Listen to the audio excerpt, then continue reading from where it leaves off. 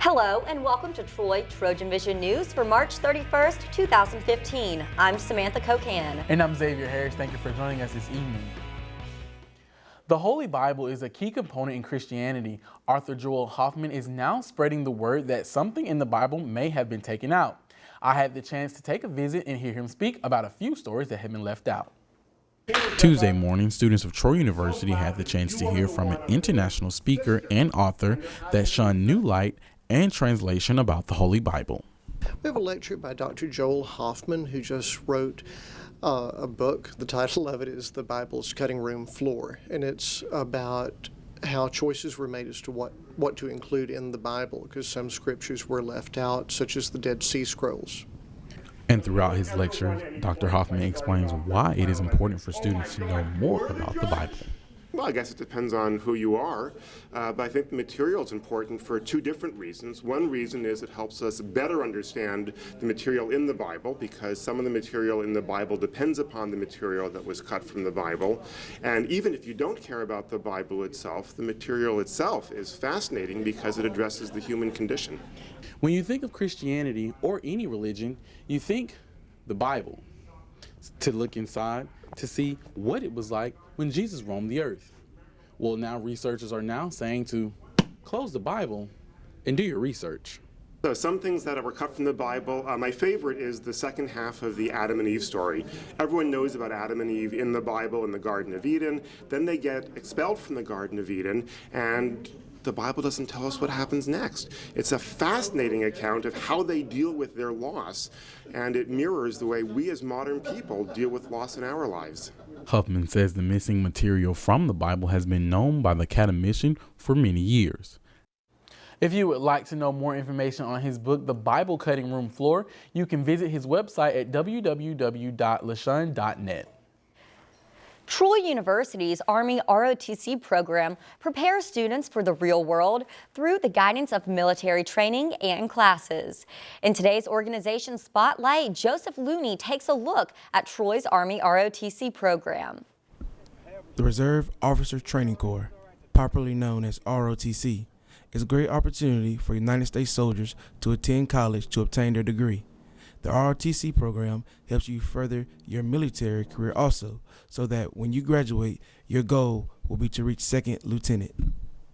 In the ROTC program, we offer a wide curriculum involving the development of leadership skills. These leadership skills can be applied both in the Army and also in the civilian life as well. The ROTC program is a great opportunity for cadets to pursue a military career, but also to pursue leadership skills that are vital in an ever-changing civilian world. In the ROTC program, you are taught how to become an efficient leader so that one day you can guide your soldiers. Every year, thousands of soldiers join colleges all around the world so they can join the ROTC programs so that they might further their career in the civilian world and also in their military field. What I've learned so far in the ROTC program is that you have to care about your soldiers 24/7, not when they're performing, not when they're underperforming. I like to take that mentality into the classroom. It's no walk in the park once you join the Army ROTC program here at Troy University. The cadets here are responsible for staying in shape, maintaining good grades, and helping with different Army events. My unit, I'm a 91 Echo, which is a machinist and a welder, and those are the jobs that I am responsible for doing aside from executing other commands given to me by my sergeant.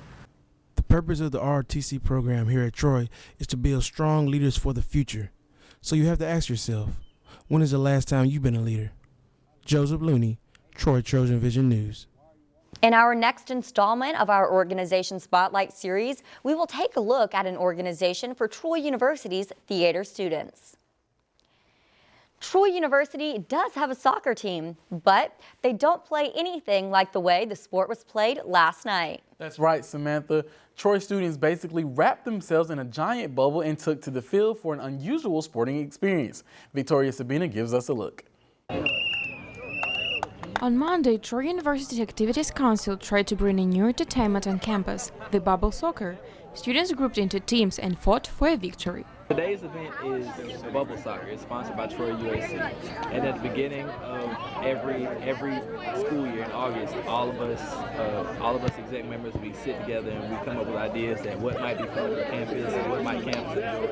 And so bubble soccer is on the list along with like movie night and casino night. And so this was just one of the things we decided to bring to campus. This is the first time we brought bubble soccer here, but we see from the outcome that this is an event that we should bring out a lot more. The bubble soccer can leave anyone indifferent, and some students didn't play for the score. It was fun. I mean, the rugby team came out and we went out and just knocked people's heads off, and we wasn't really trying to score a goal or anything, but I think that's what it's mostly about, is just hitting people. I played for the rugby team here at the university, so we were out there just trying to hit some fools, and that's what we did, and we really enjoyed it.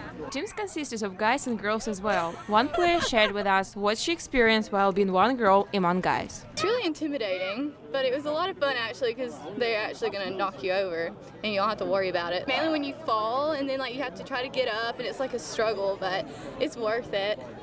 It was a lot of fun. I definitely say people need to come out and do it. The next UAC event is $1 movie night on Wednesday. Victoria Sabina, Troy, TrojanVision News. The UAC's next event will be Dollar Movie Night on Wednesday, April 8th. And now taking a look at news from around the state. Birmingham police are investigating a hit-and-run collision that claimed the life of a 2-year-old boy. A vehicle struck the boy at about 7:30 last night. He later died at the hospital. In Montgomery, Alabama, lawmakers are returning to Montgomery to begin addressing a number of major issues remaining this session. The Alabama legislature reconvenes today. Lawmakers will receive a draft general fund budget tomorrow that will show the size of cuts to State Department lawmakers don't get in revenue. And in Muscle Shoals, authorities say a school principal is hospitalized following a weekend boating accident. Webster Elementary School Principal Jason Simmons was in critical condition in Huntsville's hospital's intensive care unit yesterday afternoon. Still to come on Troy TrojanVision News, the baseball team will have a rematch against a familiar Alabama State team. Clay Yeager will tell us more when he joins us in sports. Plus, the U.S. is wrapping up 6 hours of debating about Iran's nuclear power. We will have that and more, so stay with us. With a deadline just hours away, the U.S. and Iran try to reach a nuclear deal. I'm Mark Albert in Washington with the latest on the talks coming up.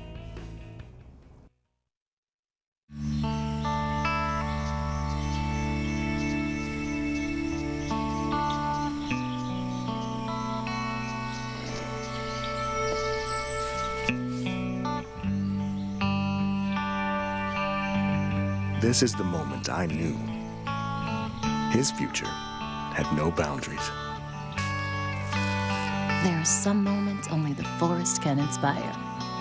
Find yours at discovertheforest.org. This is Dr. Jack Hawkins. He's the Chancellor of Troy University and a veteran. One of his proudest achievements is serving those who serve and helping active duty military and veterans complete degrees that will build great careers. That's the warrior spirit, and it's alive and well at Troy University. Feel it at troy.edu/spirit. Now, the latest in Trojan sports on Troy TrojanVision News. The baseball team will look to add to their 4-game win streak, as well as add to head coach Bobby Pierce's 435 wins, being the winningest coach in Troy history. The Trojans will take on Alabama State tonight, who has an overall record of 15-11. The Hornets struggle on the road with an away record of 4-4 as they travel to Trojan territory. However, Troy has played the Hornets earlier this season, losing that matchup 12-8. Since the matchup, the Trojans have won 8 games and lost 9. However, the Trojans have found their groove as they are on a 4-game win streak. Head coach Bobby Pierce says the game will be tough physically after only a day's rest from a 4-game weekend series.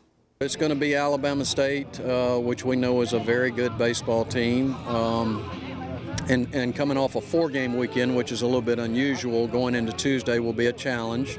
But we'll regroup tomorrow and try to get our team back on track. The first pitch for tonight's game starts at 6 p.m. at Riddle Pace Field.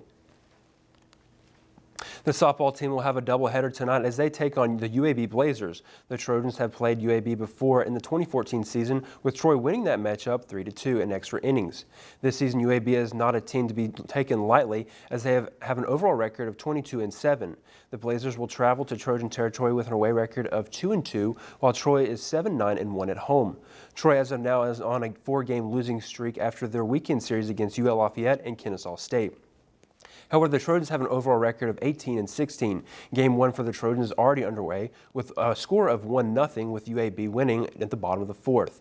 Game 2 will start at 6 p.m. at the softball complex.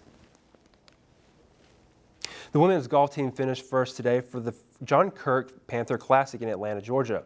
Troy would claim their second tournament of the season. The Trojans would shoot for a total of 288. Fatima Fernandez-Cano would win it all as she came in first for the Trojans as she finished 6th under par with a score of 210.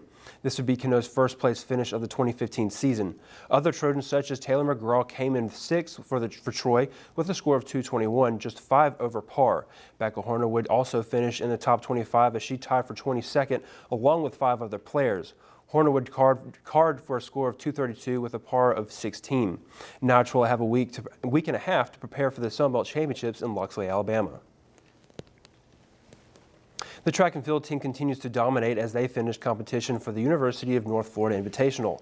Javard James was runner-up in the men's javelin as he threw for 57.25 meters. Riley Schweitz came in 3rd for the women's javelin as she heaved for 39.96 meters, which was a personal best.